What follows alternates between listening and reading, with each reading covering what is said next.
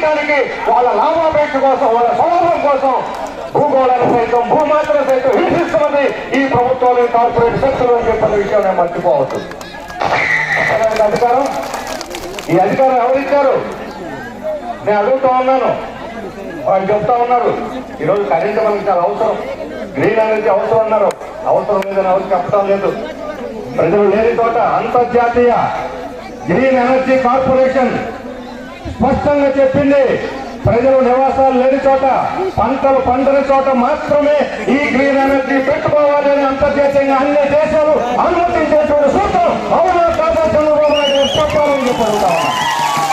అంతర్జాతీయ నిబంధనలు సైతం తొంగలో తక్కి మీ ఇష్టానుసారం ఈ రకంగా విధ్వంసం చేస్తారా ఈ ప్రకృతిని అని చెప్పి చెబుతున్నాను. వాళ్ళు చెబుతున్నారు మొత్తం 9,000 మెగావాట్ల కరెంటు తయారవుతుందట. ఈ కరెంట్ ఎవరికి ఇస్తారు? మనకిస్తారా? ఇప్పటికే కరెంటు ఛార్జీలు అదాని పుణ్యం, కరెంటు ఛార్జీలు ఒక్కొక్క యూనిట్కి 5 రూపాయలు 11 రూపాయల దాకా కడుతున్నాం. పావులు 10 రూపాయలతో తయారయ్యేటువంటి కరెంటుకు అదానికి 2.5 రూపాయల చొప్పున చెల్లిస్తా ఉన్నారు. అంటే రాబోయే రోజుల్లో ఏమైనా చౌకగా తయారు చేసి రూపాయికి యూనిట్ ఇస్తామని మీరు ఏమైనా చెప్పారా ప్రజలకి?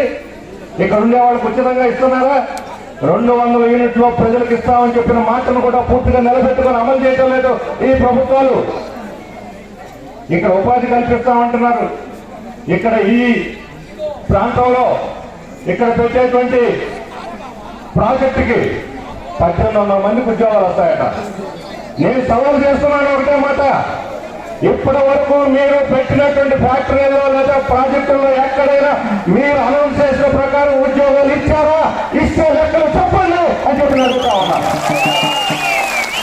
గవర్నమెంట్ జనకో ఆధ్వర్యంలో సీనియర్ ప్రాజెక్ట్ ఉంది, 1000 మెగావాట్లు రాత్రి మగుళ్ళు తయారవుతుంది. అది ఐడల్ పంపుడు ప్రాజెక్ట్ కాదు, సీనియర్ మీద ఉన్న ప్రాజెక్ట్ గవర్నమెంట్ది.